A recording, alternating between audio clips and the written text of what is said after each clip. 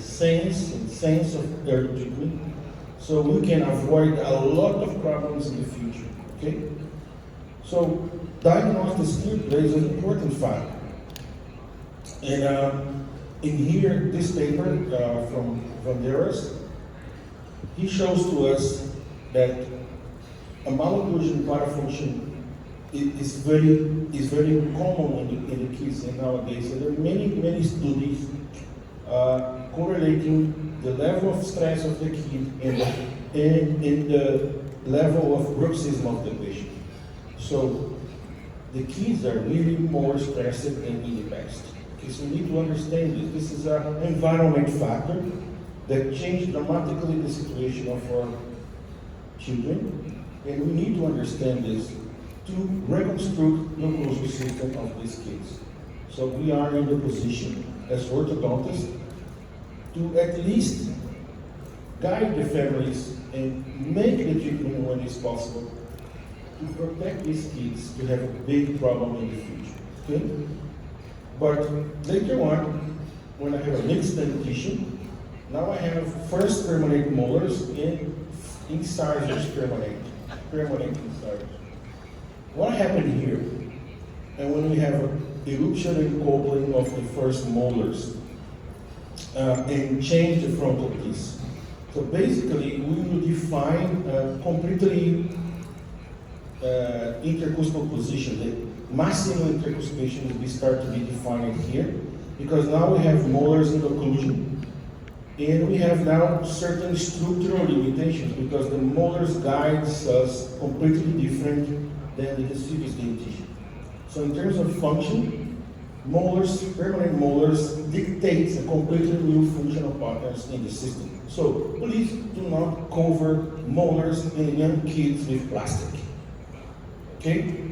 Because they are functional. They are here to dictate the mandible position and the joint position. Okay? Please listen to this. Okay? Functional adaptation, speech and chew. The patient must chew.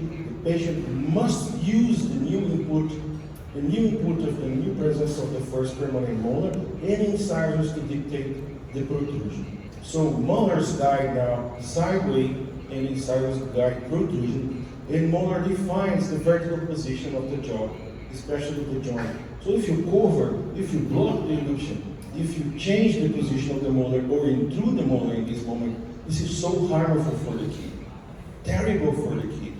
It's not a matter to have a nice smile, it's to have a function. Okay? Smile, you can leave this for later. Okay? Let's leave this for later. But this is a moment of eruption. And eruption is vertical phenomenon. Okay? Eruption is not anteroposterior phenomenon. Okay, so have this in mind. Just to warn you guys a little bit. And first molars will be the primary factor to define what we call intercostal position. Okay? So the intercostal position is critical now to give all the functional patterns and completely change the input of the masseter, of temporal muscle, in lateral pterygoid, medial pterygoid, all the functions, all the masticatory muscles will completely change at this moment because the input of the new contacts from the first molar is completely different than the input contact of the deciduous dentition. Okay? So have this in your mind. So structural change in the joint will follow the craniomandibular system. It means that what happened to the teeth will naturally happen adaptation in the joint. So the joint is completely dependent on the good quantity or nice eruption of the teeth. And later on, of course, with them in occlusion, we have input from the functional system, the muscles, and everything surrounding function. Okay? So this is very well explained in pedo. So how is our flush area on the deciduous molars? So if it's straight flush, if it's like a distal step, mesial step, we can go from here to class 2 or change to class 1 and so on. Here is a point that they really check how is the position of the second molar to guide the eruption of the first permanent. But if we change this position, we can always facilitate and allow this patient to be class 1. Or in class 1, I mean not only the teeth, I mean bones. Bones in good position, in physiological position. In molar is important to what? To maintain the vertical dimension, protect the joint, and guide the mandible in function in three dimensions. The only teeth that will guide the mandible in this period of time, from 6 until almost 12 years of age, is the first permanent molar. Okay? Because we don't have bicuspids and we don't have canines to guide anything in this period of time. So we have only molars permanent and the serous dentition. Okay? So after that, we have a very important role of the incisors, so we need to be careful with the incisors position as well. Not only the molar, so if we don't have intercoronal space between upper and lower, if we don't have a good pathway for the incisors to work, the mandible will also be blocked. So if I have a very rectocline incisor or a very over-erupted upper incisor, it causes fencing on the mandible, and the mandible is not capable to adapt anteriorly. And the patient starts to adopt a new position, a more posterior position of the mandible, because the incisors interference is very painful and very harmful, and the patient will always avoid this contact. Nobody chew on incisors, okay? So we will always avoid incisors, and the mandible will always stay backward, causing a dramatic extreme class 2, okay? In joint problem. So the concavity of the upper central incisor position, the lingual concavity, or palatal concavity, or the upper incisors, guides the lower into protrusion and sideways, okay? So this way, calculate the position of the lower inclination of the lingual concavity of the upper incisor, are super critical to understand that they are controlling the mandible closing. So we have basically two controls at this moment. The first permanent molar, which is limiting the closing on the posterior area. But when we close, if we go back here to a very old law, the Page law, the law of Page. So when the patient closes, we have one first contact on the molar, and the incisors guide him anterior. So the incisor is not responsible to make a stop in closing, but the incisors are responsible to function forward and to the side. Okay?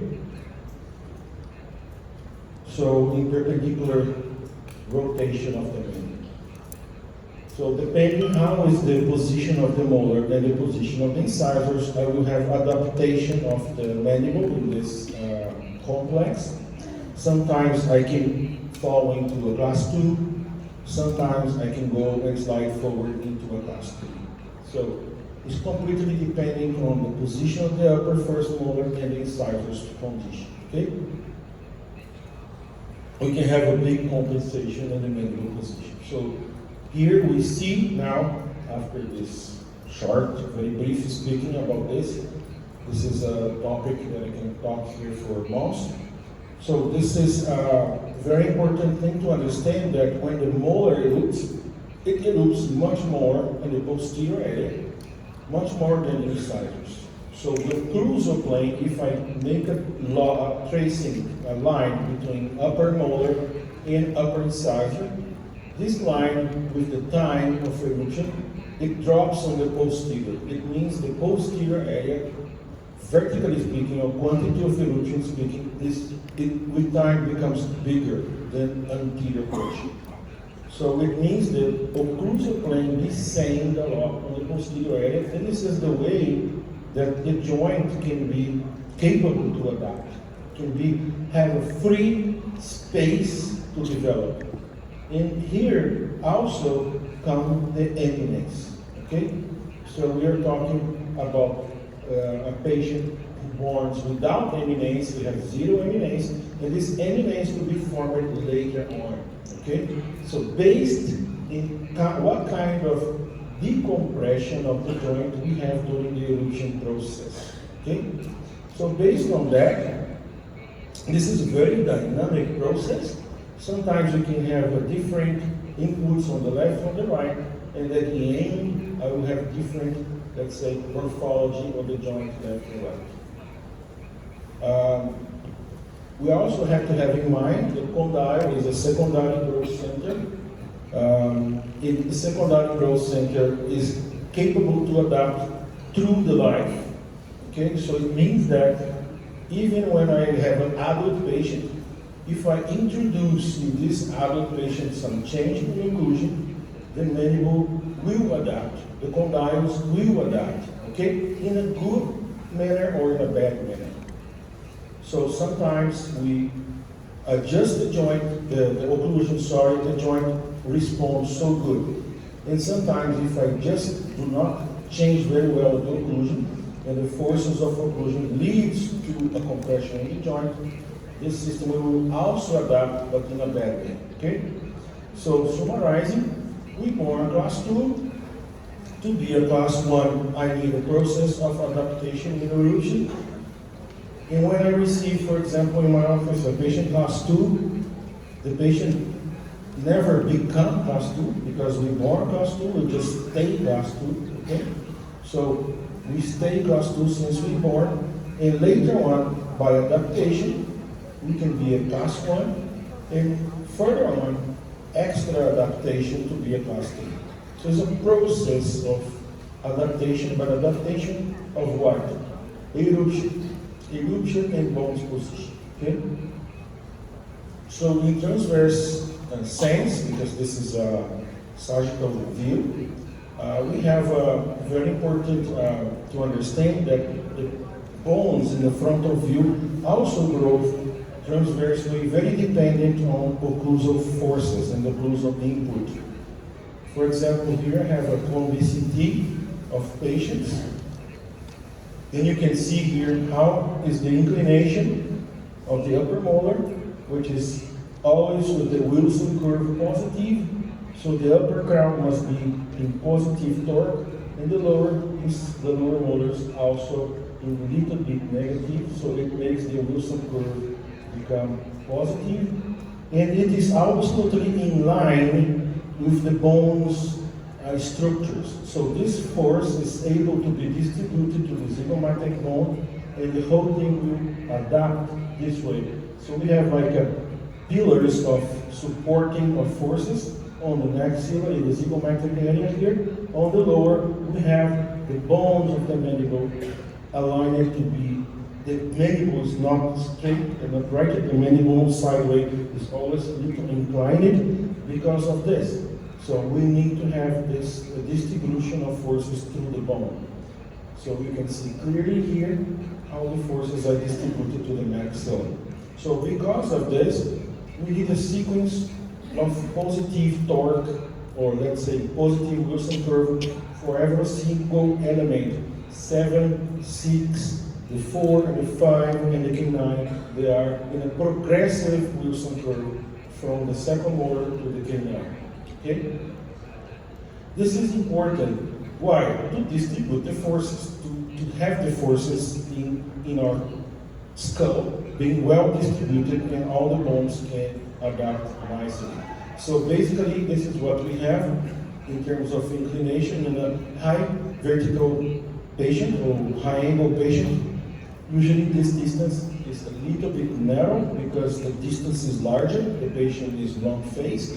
When I have a short dimension face, like in the yellow here, arrows, this line tends to incline more because this distance is shorter. Okay, so it's usually easier to see, let's say, deeper Wilson curve in low angle faces than we see in high angle faces because of the distance we have. So malocclusions in early mixed must be immediately recognized and must be also urgently treated. Okay? So not only on the deciduous, but in mixed as well. And mixed dentition, we have many things to do. We can help our patients a lot. Okay? So malocclusion must be immediately treated by intercepting. And skeletal discrepancies must be recognized and discussed in our diagnosis. asymmetry development must be immediately recognized and also avoided. So many things we can do to our kids to be a very healthy adult. When you come to the permanent stage, it's just a simple alignment. It's going to be super good and very easy money in your office. But if you have this for the latest, you're going to be a case really much more in trouble and harder to treat. So eruption of the premolars now plays a very important factor in what?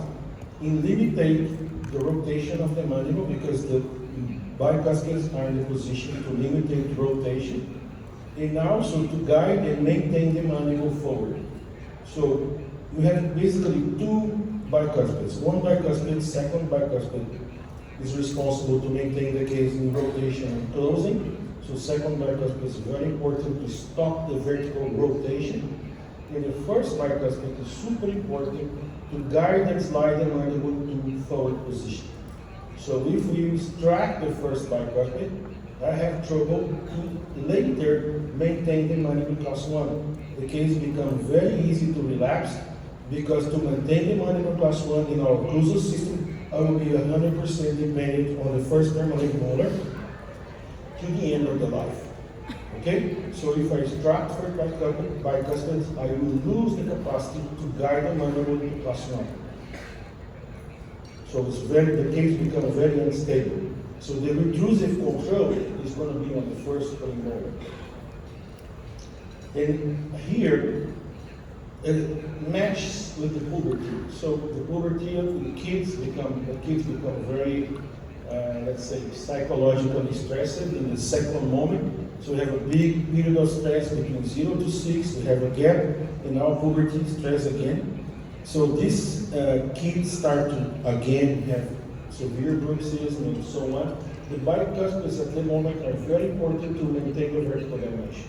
If we extract first bicuspid at this age, we will cause to the patient a difficulty to maintain the mandible forward, especially in this moment of puberty. Okay, so to summarize what we just spoke, at the end, what we want to do to see here, like a progressive positive Wilson curve, and on the upper jaw, a little negative Wilson curve, positive but lighter negative torque on the lower arch, and a sequence from more torque on the posterior and less torque in the anterior. Okay, lesser the torque in the anterior. And you always see this little gap between the teeth, because this is the only way we can do lateral obtrusion of the teeth without any interferences. Okay, so don't put negative torque on the upper jaw, because this is very harmful for the joint. So, and this is the sequence we have of positive inclination. And the canine end up the movement to the canine guidance, but in fact it's like a progressive disocclusion. We finish on canine, and the canine guides the disocclusion of the molar. So this is how the system protects. If I have a very aggressive canine guidance, I will load the joint too much. This is sometimes good for prosthodontics, but not for the ortho, okay, when you have full dentition. So protect the joint comes from canine, but not super aggressive. Must start on the molar and finish on canine. So canine dominance is important to what? To protect the joint, okay? And impede molars contact. If we have molars in contact in the guidance, I will have a lot of interference in the joint we certainly don't like, but later on, it will have a severe wearing of the posterior teeth, and the periodontal breakdown in this area, fractures, destruction of the molars. So we need to protect the molars in our system with the canine, but not so aggressive dominance. It's gonna be progressive from the molar and finish on canine. Okay? Good. So canine position is super critical to control this system. So we have also some overjet, some gap here, intercoronal leeway to allow the function. If I put the canine to in, I block the lateral movement of the mandible, and the mandible with this interface tends to slide back and also stay in class 2. So if you look to your cases and observe from canine torque, if your case is facing difficulty to reach the class 1, maybe because your canines are too steep. Okay? If you open the canine a little bit, it facilitates the mandible adaptation forward. So here, at the end, we have what? We have 3 areas of function.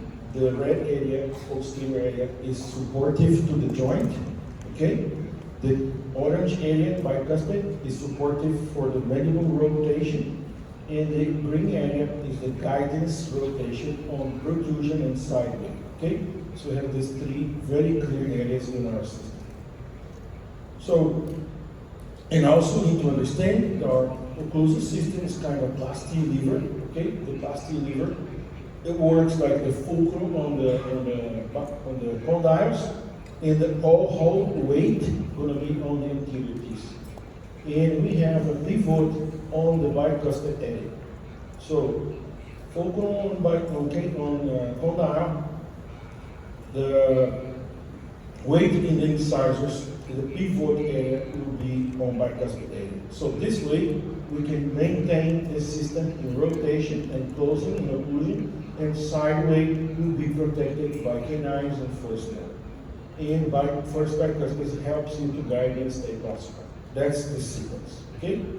Wonderful. So all the structures will be adapted over time into a new system when you have a completely full permanent dentition.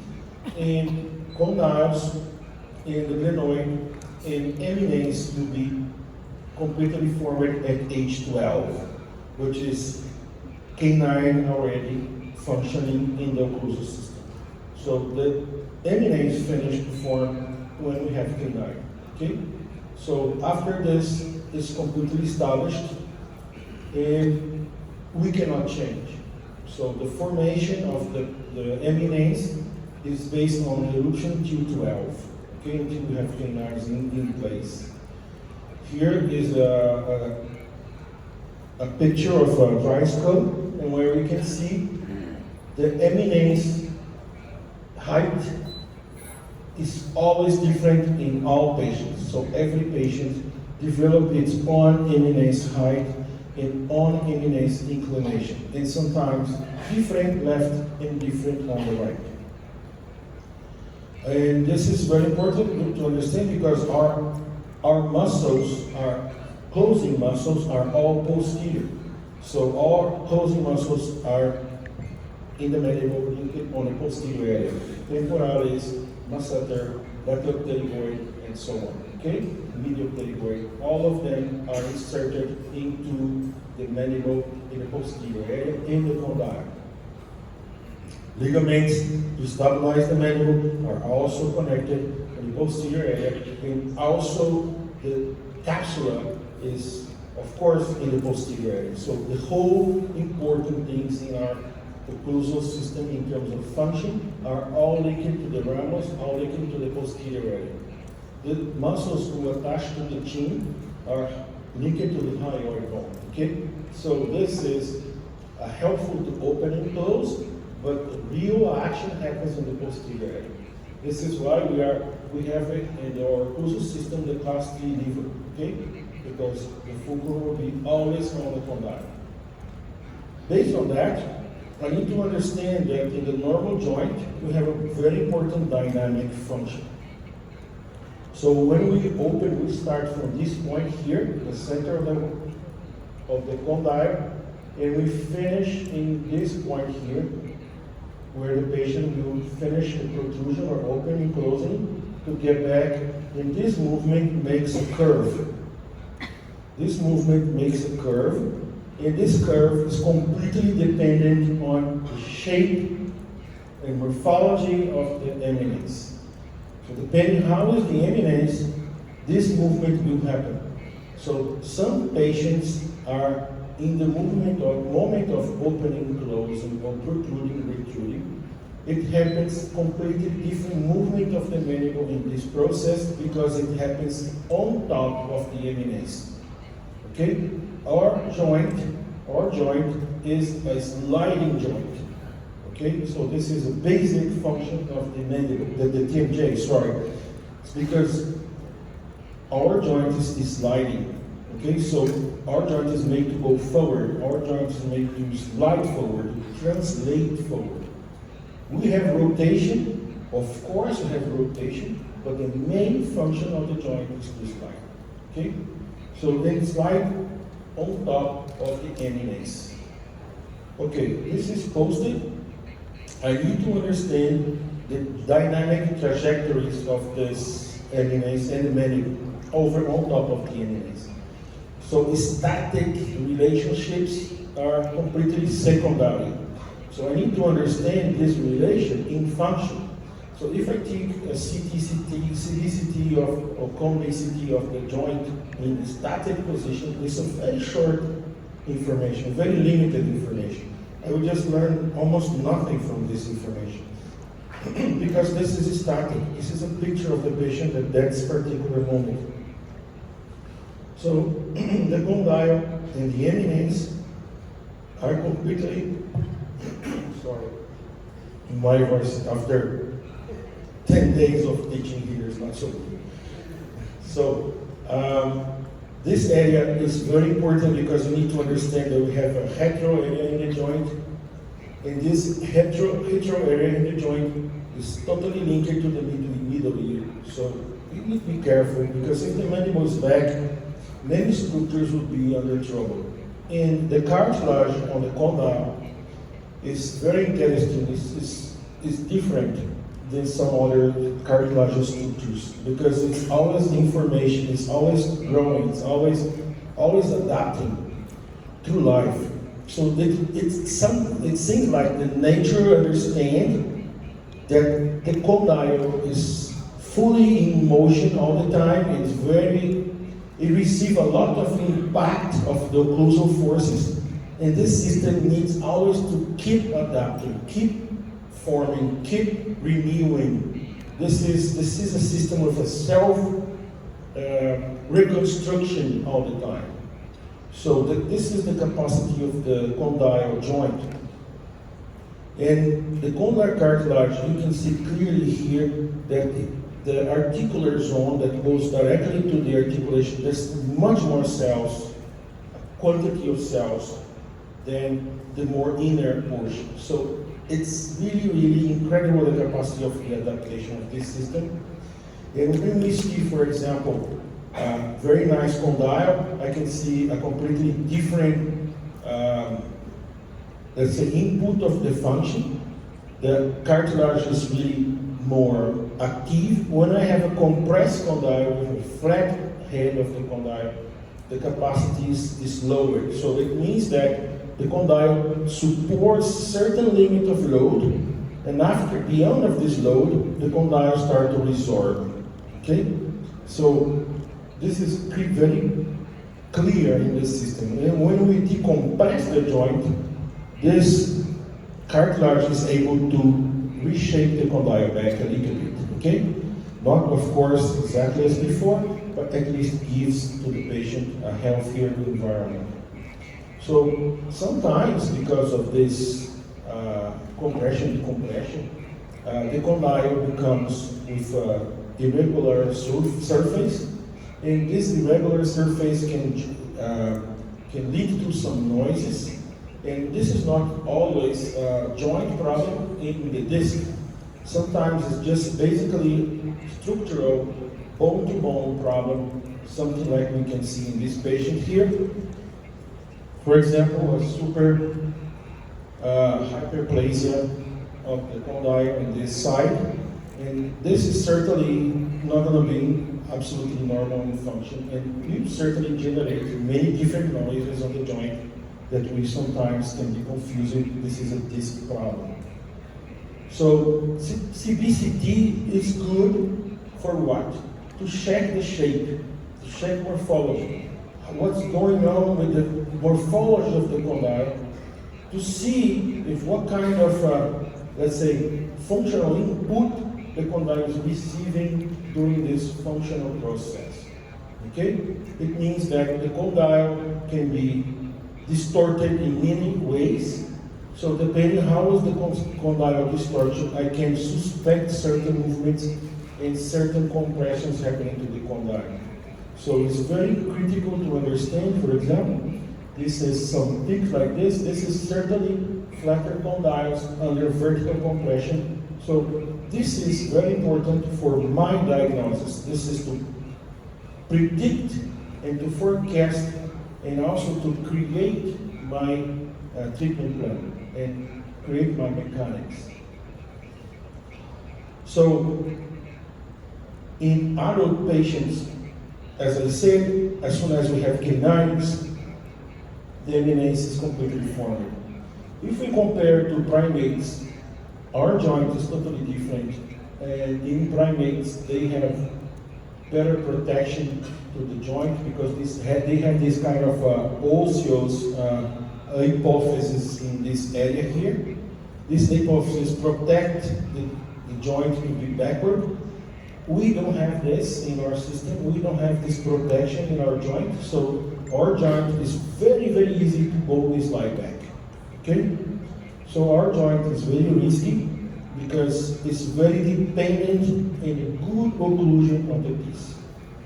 So if the teeth are not interlocked, okay, the joint can be in trouble. So Professor Zlatchek call our joint as a risky joint. It's very easy to have problems. And nowadays, I usually ask to participants in my courses, what is the prevalence of the TMD in the patients in the office? And not for my surprise, but for my confirmation, the prevalence of joint problems is increasing every day in the office. So every day, more patients come to your office with TMDs. This is really a reality. So if we don't understand the interconnection between occlusion and joint problems, you cannot treat these patients. Okay? So, and sometimes I ask myself something like this: why the TMDs are increasing? Why they are coming now every 5 patients one TMD, or every 3 patients one TMD? 20 years ago in my office, because I'm 35 years already orthodontist, but I would say 20 years ago in my office, I didn't have this much of TMD in my office. I didn't have, okay? But now it's my reality in my office. I have TMD every day, okay? Every day I have to face patients with TMD. So this is a big thing, okay? And why this is happening, okay? Why? This is not a genetical problem, because genetically speaking, we are the same. This is certainly an environmental problem. What is the environment connection to the joint? Is the malocclusion. Is the teeth. Okay? If we don't have mature enough occlusion, certainly I will have joint problems. And connected to the TMD cases in the office, it also surged a lot the quantity of class 2 cases in the office. I didn't have this much class 2 in the past in my office. Certainly I had more class 1s 20 years ago. Now I have a lot of class 2s in my office. You need to make this connection. Class 2 cases and TMD, they are together because the mandible tends to stay backward. So if the mandible is backward in an adult patient, the risk for the joint problem is really much bigger. So have this in mind. Think about it, okay? So the glenoid, as I said, passed through a sequence of formation from no teeth to full dentition, okay? So it goes from 0 to 12 years of age. And later on, it keeps adapting because the people were living longer, okay, with the teeth. Now, it's very common in my office. I treat many patients and I put brackets in patients 70 years old.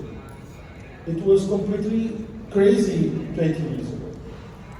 Why? Because the people at ages 60, 70, they're healthy, okay? And they have capacity to afford the treatment and they want to have a healthy environment until they die, maybe at age 90 or 100, and they want to have the teeth. Okay? So this is something to understand, that the new, let's say, specialty to come to dentistry is going to be the geriatric dentistry, okay, or geriatric orthodontics, okay, geriatric occlusion control. So not only the sideway, but the glenoid fossa we need to observe from the sideway. So we have two inclinations in the joint to function. One is the eminence, another one is to the side, okay? So when the patient makes lateral occlusion, it slides on top of these surfaces. So we have inclinations here, here, and also AP. So the glenoid is not as you see from the side only, but from the top, it's like a mountain. So the condyle goes forward and lateral in a completely different manners. So we need to understand the inclination of these surfaces to understand the function of the joint when I will reconstruct the occlusal system of my patient. So this way and this way, okay? So sideway, I have to understand the collateral ligaments that maintain the disc on top and many other factors that I don't have time to go deep here, okay? But this is totally linked to what we call transverse condylar inclination, which is move this condyle to the side. So based on that, I need to understand now when I receive a patient that I have general aspects to look into and to plan my case to understand. So here, I would have what? I have here a maxilla and I have a mandibular space, then I have the joint. Okay, the joint merely is a connection between the skull and the mandible. Okay, and you make this connection to the temporal bone. Okay, in this way, after that, I have to put the teeth in here. If I am prosthodontist, I need to fulfill this gap. Okay, I need to put the teeth. But the questions now arise: in where? Okay, what kind of vertical dilation? What kind of inclination of the occlusal plane I will put here? Okay, what kind of guidance I will give to this patient on canine or incisors? Okay, what kind of guidance I will give to the molar? What kind of sequence of this occlusion I will put here? And moreover, what kind of vertical dimension I will put the posterior teeth to be supportive to the joint, and to work synergistically with the joint inclination. So just not put this somewhere, anywhere. Do not look this smile. So creating an overdenture to my patient, I can create a TMD that the patient didn't have before you put the teeth. Okay? So if patient edentulous, there's no problem. I put it, let's say, all for or protocol reconstruction to my patient, and the patient develop a TMD. So why? Because you're not observing these factors in the planning of your treatment. So for prosthodontists, this is so critical. For orthodontists, we receive the teeth ready, okay? So kind of, we have certain limitations. But we can also unload the joint and go towards to ideal movement. So planning from the joint is very important. So what is the really important thing to understand when I go plan? What is the inclination of the eminence? So based on the inclination of the eminence, I can understand the amount of vertical dimension, amount of lower molars and upper molars inclination that I will put. In other words, what kind of spec curve I will put, okay? What kind of Wilson curve I will place?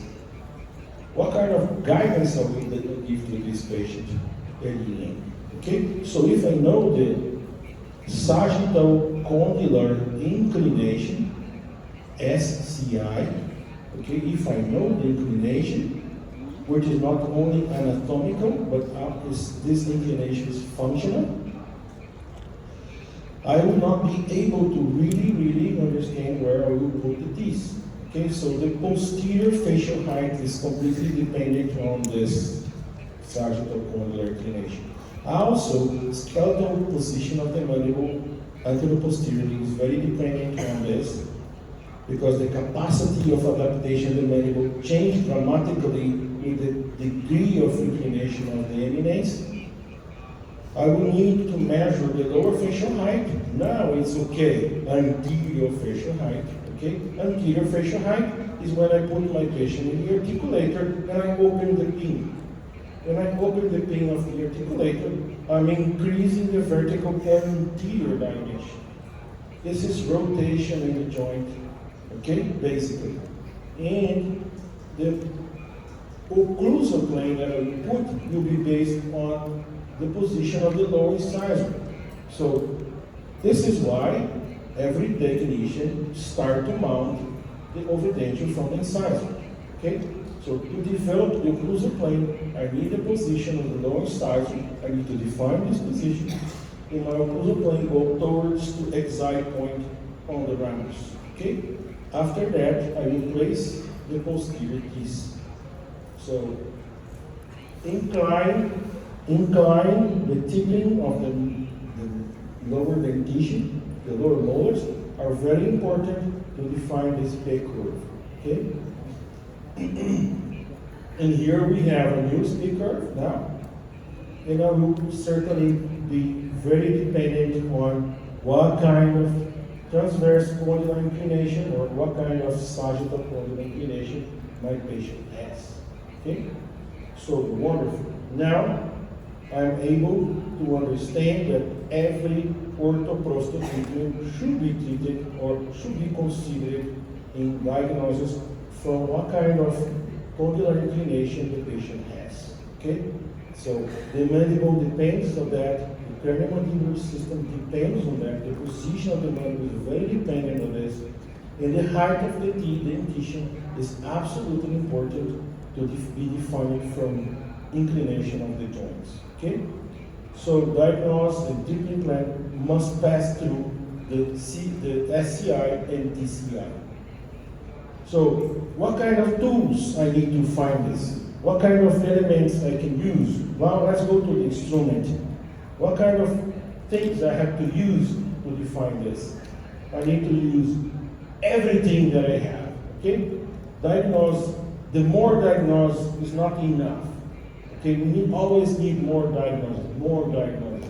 If in the future they launch new equipment, use it. Okay, so the technology is here to be used. So MRI, CBCT. Okay, we can use the condylarography. I will talk about this later on. Needle X-rays, muscle palpation, mounting the articulator. Make every measures you can care. So we need to organize, but analyze. Okay.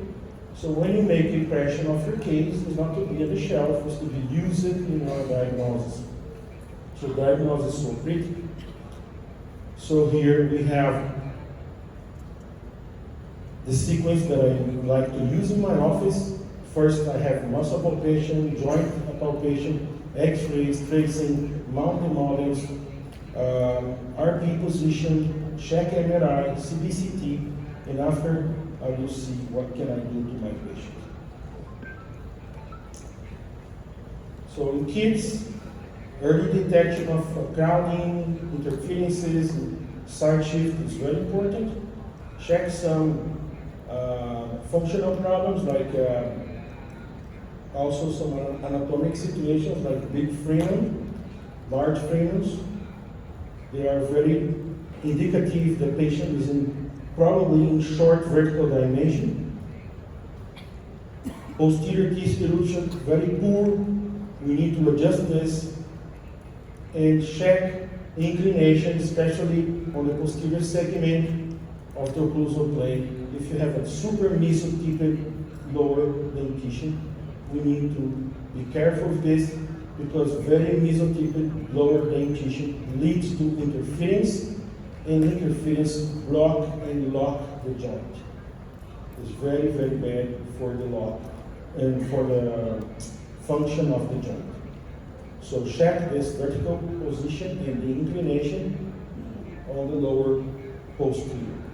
And you see that immediately the joint reacts, flattening into this kind of bad inclination of the occlusal plane. Both sides, left and right. So takes your x-rays, takes your pictures, analyze carefully your pictures, match what you see in the patient in the frontal x-ray. Okay, see if what you see in the face is happening on the frontal. So you can see here many bone distortions, different vertical position, left and right side. They are completely different in vertical position. And here, what we call a situation as double occlusal plane, where the lower posterior are mesotypic and the anteriors are flattened. So at the end, I have all those factors in our system, a distance to the plane of occlusion from Frankfurt or axis orbita to the occlusal plane.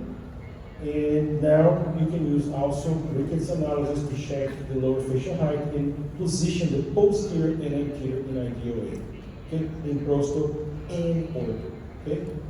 Another important thing to check now in the case is a little bit later is some signals of the system overload. When the system is not good, we will see losing of teeth, attrition, abrasion, many fractures, tooth sensitivities, cervical lesions, periodontal defects, torus development, TMJ pain, TMJ overload, resorption condyles, headache, backache, postural problems. This is a signal that the system is in collapse. So, good. So, for dynamic evaluation, the instrumentation helps us a lot. So I don't want to see the patient from a static way. If I only X-ray, if I only have X-ray, I will only see from the static way. Okay? Usually we don't have much time with the patient chair side, so it's better to have another way to observe the case in function. It facilitates a lot and gives you some dynamic in your office also. So this way you can have many things to do. From the image, as I mentioned before, the eyes is very important to check the joints. The coding is useful, cephalometric analysis, panoramic, and so on. From multidisciplinary teamwork, it's good to have a physiotherapy close to you, orthopedic consultations, osteopath, and many other things, okay? And from interdisciplinary approach in dentistry, we can use speech therapy, we can use the help of a periodontist, we can use the help of a prosthodontist to have a very high quality final control of our teaching. So in our systematic diagnosis, basically I will focus to you guys from now on 3 things. The condylography, the articulator mounting, and evaluation of CPM, which is condylar position measurement. So these 3 factors give us a bunch of information for diagnostic system. So condylography, articulator, mounting in axis orbital plane, RP, ICP, CPM, and sometimes we're going to use a dental technician to help us to make a diagnosis in WhatsApp. We can use splints, we can use certain bite tests to check out our treatment plan. First of all, we need to understand the coordinate system, which is the 3 planes on the space. So the y-axis is transverse plane, the x is anterior-posterior, and the z is vertical, okay? This is a coordinate system in engineering, okay? So we're going to use the same coordinate system into our diagnosis. So if I see the case from frontal or horizontal or sagittal, I will talk about the y, the z, or the x. Okay? not only the face is being analyzed from this coordinate system, but also the whole body. And if we talk the mandible alone, we will also use this coordinate system, okay, to find location of the mandible. The GPS you have in your phone also use this coordinate system to locate yourself in the space. So we need a coordinate system to locate the mandible, to locate where is the mandible in the system. I need to locate where are the condyles in the system. So I need the coordinate system. In doing to this, it's very important to find what is the hinge axis of the mandible. So it's a center rotation of the condyle, okay? The center rotation of the condyle is what we call, if we link the left and the right condyle center rotation, we call this line as hinge axis, like an axis on your car, the two wheels, okay? We have an axis, and these two wheels are similar to what we have in the condyle. So we have them linked with a virtual line, okay? And this virtual line happens the movements as rotation in both sides simultaneously. I cannot analyze in the mandible only one side, because every movement happens left and right. So this hinge axis is critical to understand, because if I try to find out this position of the condyle in a bad hinge axis, I will not going to see a curved line as I showed you before. Do you remember the curved line I showed in the video of the joint? So this curve happens from a very well located hinge axis. Otherwise the curves are not good. To do it, I need to find how can I record this movement. So I like to use this system, which is a magnetic system that will be transferred to the computer, and where you can locate the hinge and you can measure the movement of the joint all the time. So this system will be connected with, after locating the hinge axis, of course, and finding the coordinating system, it will be attached to the face with a face bow on the upper and the face in the skull, and another face bow on the mandible. So we have two faces bowed together. When the mandible moves, it records all the movements through this sensor. So basically, we will mount the cast in this coordinate system. Okay. Later on, I will transfer this coordinate system to the articulator, and in the articulator, I can measure everything. Then I have absolutely precise, 100% of precision, what's going on in the patient mouse in the articulator. So after that, I can take X-rays and use this coordinate system to also superimpose the X-ray in the same plane. So I have the articulator and the X-ray superimposed on the same reference plane, which is now hinge axis and orbital. And this hinge axis orbital we call axis orbital plane. After that, we can develop a VTO based on my tracing. In the VTO, I can reposition the mandible wherever I want, cephalometrically speaking, increasing the vertical posterior or the lower facial height, but having in mind also the inclination of the joint. So the system can, this software can tell you where is the condyle in position 0, and if I want to make the mandible forward, I can calculate this pathway of the condyle on top of the eminence, and I place the condyle precisely in the position that I want. And for prosto, this is super critical because I can calculate the inclination of the 7, the second molar, the 6, the first molar, and all the anterior teeth, little by little in a progressive manner. Okay? And after that, I can use a coordinate system to reproduce the patient's mouse. So now it's coming new software, as I understand, the 3D is here to stay. So the new softwares are coming to facilitate this integration to software, for example, like Exocad.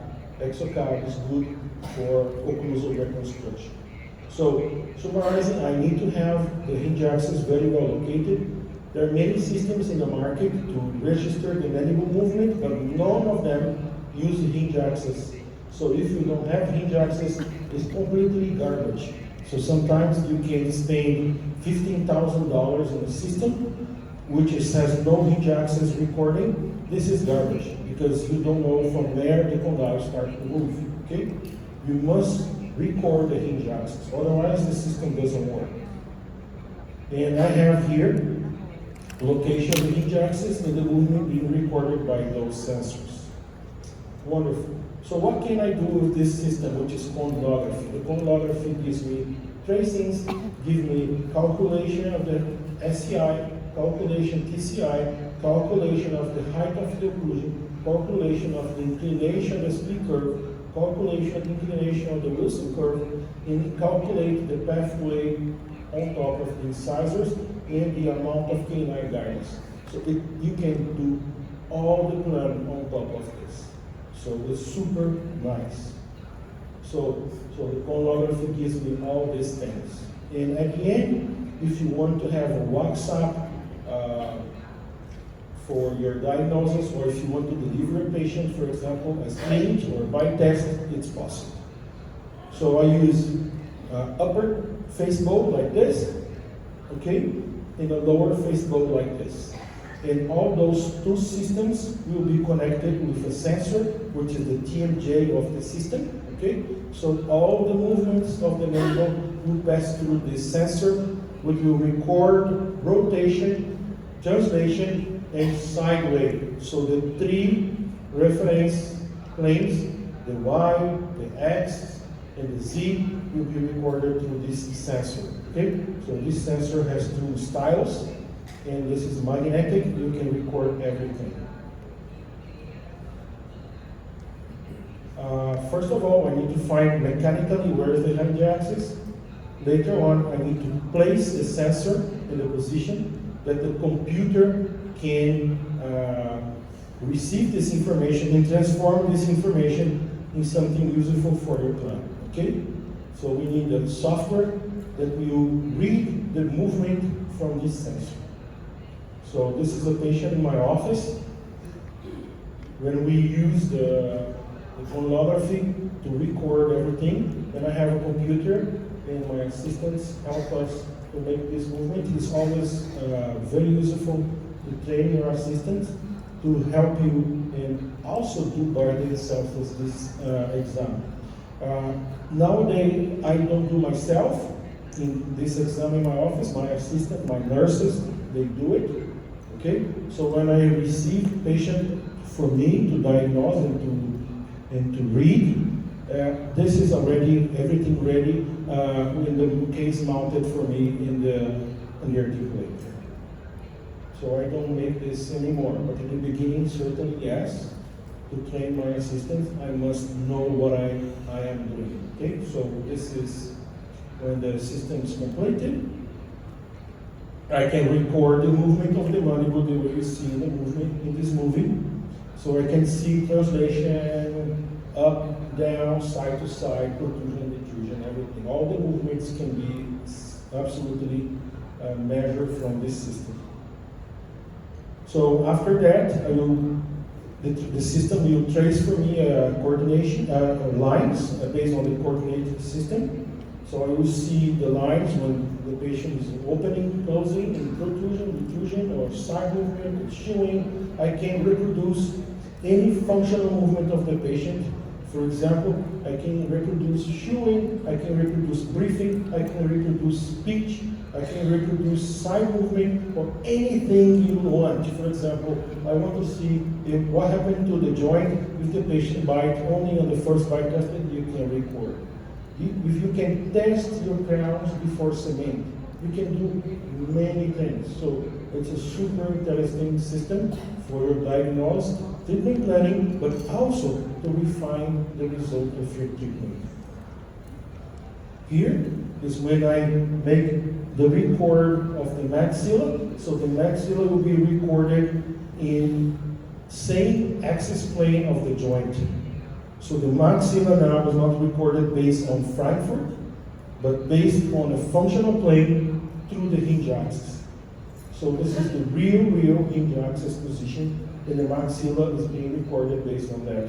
After that, I mark some points on the face of the patient using some metallic balls. So this is orbital, and here is the hinge on the right side of the patient, and I make hinge on the other side of the patient. So I have 3 points, which we can construct a plane. So left, right, and orbital. And when I take X-ray, I can see these little balls, metallic balls. This is the hinge axis of the patient to orbital.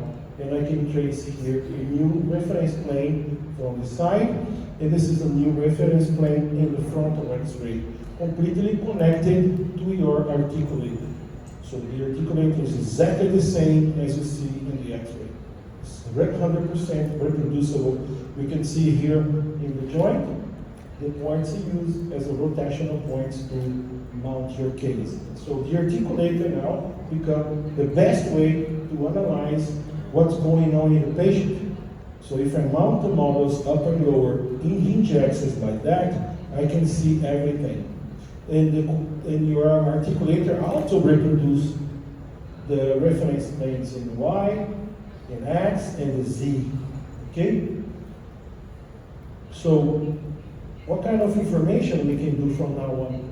Now it's super interesting how the software team gives you. If you see here in this picture, this box of this articulator, I can customize everything. I can customize the inclination of the joint. I can put here the inclination of the eminence. Here is the glenoid itself, and here is the eminence. And I can also reduce the Bennett or the TCI based on the information the computer gives to me. So the computer gives me that in this side, the inclination of the joint to the right is 41 degrees. With this kind of arthrotic movement of the joint is too flat. So when I do any movement on the joint, it's going to be on top of 41 degrees in a flat surface. Okay? On this right side. On the left side, the computer tells me, oh, this side is 44, and here is also flat. So I can say this patient is arthrotic in left and right side. Okay? Because both pathway, left and right, are straight. So no joint makes straight movement, always a curve. If you see straight, it's because it's arthrosis. Okay? On Bennett movement, on this side 22, and this side 0. Perfect. I can program my articulator. I put everything that I need inside these boxes, and now I can move with forward mandible, 4 millimeters, 2 millimeters, 1 millimeter, 3 millimeters, doesn't matter, but without any risk to compress the joint during this movement. So when I move the mandible forward, I will respect the functional pathway of the joint with 0 risk to compress any structures in the TMJ. Okay? Wonderful. So, for example, if I have here a 7-year-old patient, just an example, SCR44, if I place this patient in anteriorly 2 millimeters and downward 2 millimeters, so 2 millimeters down, 2 millimeters forward, for this patient, I have no compression. I can go forward without compression. But I am not decompressing because I am on top of the curve. Okay? Same patient, same quantity of activation, but different SCI. Now 29. 2 forward, 1 millimeter forward, 1 millimeter down. This one is going to be under the curve, and certainly decompress the joint. So sometimes we are used to think, I will move forward in 2, down in 2, forward in 2 millimeters down. Sometimes for certain cases this is okay, but in certain other cases this is very bad. Because depending on how is the inclination of the joint. For another example, for here, if I put 2 and 2, there's no decompression, it's 44, but if I put 2 and 2 in 29, this is too much downward. Okay? You can have a loose joint in this situation. And if I have another case, and I put 2 and 3, I will certainly compress the joint in this situation. I will push the condyle against the eminence. The condyle will be on top of the eminence and will compress it. If the patient is 29 SCI, there's no problem. So be careful when you move your articulator forward and downward if you don't know the pathway of the joint. From CBCT and MRIs, I can see, as I said before, morphology. I can see completely resorbed condyle, as you see here on the left. On the right, I can see a flat head of the condyle, which is completely different. So in this right side, I can see vertical compression. And this side here, I can see certainly a backward compression. So in the same patient, you can see different vertical dimensions and different position of the mandible inside the glenoid. Okay? And MRI tells you where is the disc. Okay? I cannot see the disc in X-rays. So in the MRI, I can see, for example, if the disc is on top or if the disc is displaced anterior like this or sideways like this. Okay? So depending on how is the configuration of the eminence, the disc can be in different positions. For example, this is a normal joint. The disc is usually 12 o'clock with the bilateral zone. So 12 o'clock is good. In certain cases, the disc can be like 11, and the disc is going to be a little bit more on top. In certain situations, the disc is displaced more anterior like this. So depending how is the morphology of the eminence, different positions of the disc. And now from axis orbiter, I can define the ideal vertical dimension to place the disc without any chance of compression. Okay, no risk. And also very important to understand the sideways movements of the condyle generates certain kind of rotation to the other side and generations an inclination pathway on this working side. Okay? For example, this is a Bennett angle for us to program the articulator for disocclusion of the system, what kind of K9 guidance you're going to put, and what kind of Wilson curve you're going to put, based on this inclination. So basically I have all the information, but another thing I like to do with the articulator is to measure the movement of the condyle. We call this CPM, which is condylar position measurement. We can use articulator paper, so I put the maxilla in place. You're going to see. Let me show the sequence for you guys. So we disassemble the articulator. Use the upper portion to mount 2 boxes. Those boxes I install here in the articulator. So in these boxes, I glue here, I take here like articulator paper to mark the position that I want. So here, I can cut here on the transverse sense, and I bond another one, and I mount the mandible and the maxilla in RP position, okay, which is the most posterior position without any compression in the joint. In this position, I mark a dot, and I release the maxilla now and put in maximal intercuspation now, okay? After I mark RP, I put the maxilla in maximal intercuspation and I mark another dot with another color, okay? And I can see the movement of the condyle. From first contact to maximal intercuspation, what is the movement of the condyle? Is to the side, is cranial, is downward, where is the movement? So I can measure clearly here what kind of movement the condyle is doing. In this particular case, matching perfectly, it's totally zero, okay? RP in ICP is the same. But certain cases, no. I can have 0.5, 0.3, 0.1, 1, 2, 3, 4. So this way, I can measure where is the condyle after the first contact. So I can use the articulator if you don't have, for example, condylography. You can use the articulator to measure. It's super useful to reposition the mandible in space and to re-guide the mandible in your treatment plan.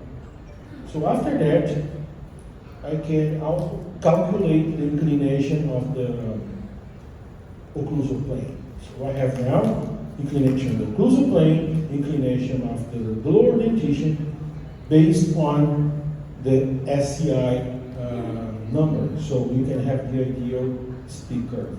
So I'm going to show you some cases to exemplify what is this.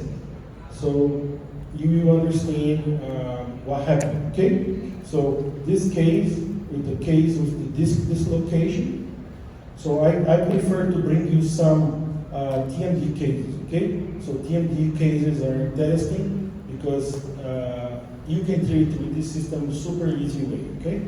So with this dislocation, for example, I treat this kid in the past like a traditional way.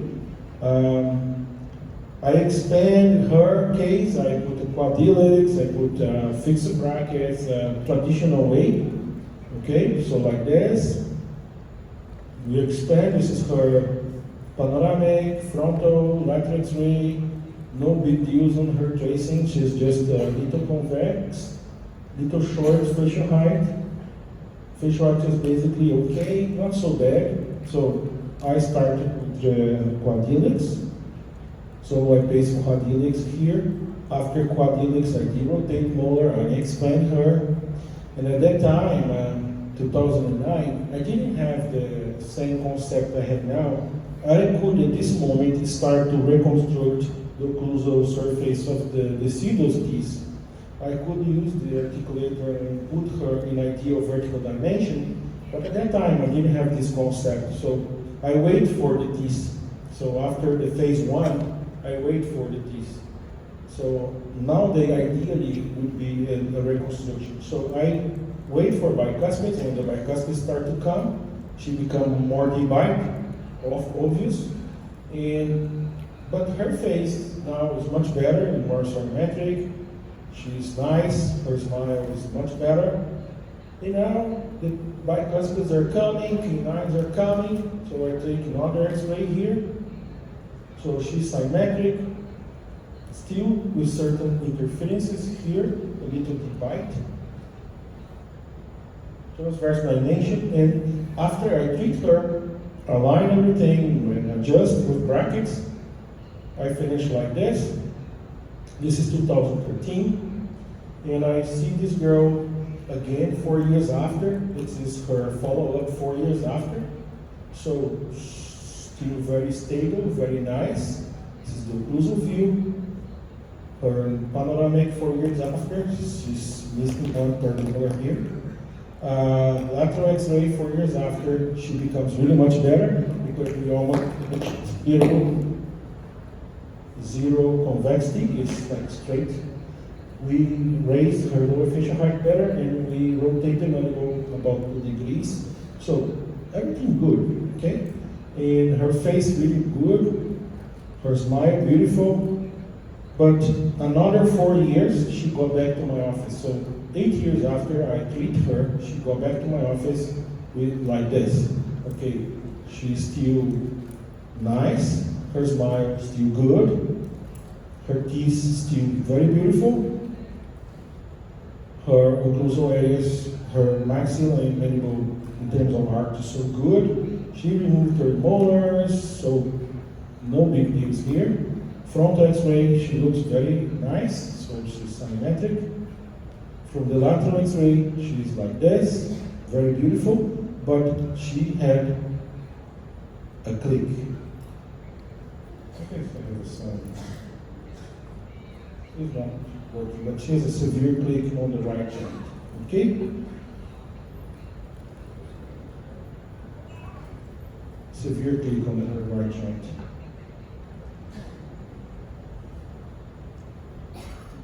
Again, let's see if it works. You see her mandible zigzag. So severe click on her right joint.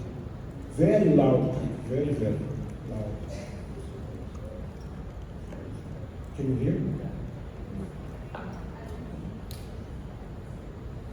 Again, because now the sound is working. You can hear it.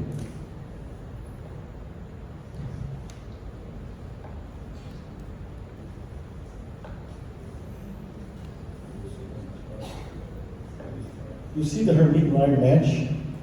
Super nice. What's going on?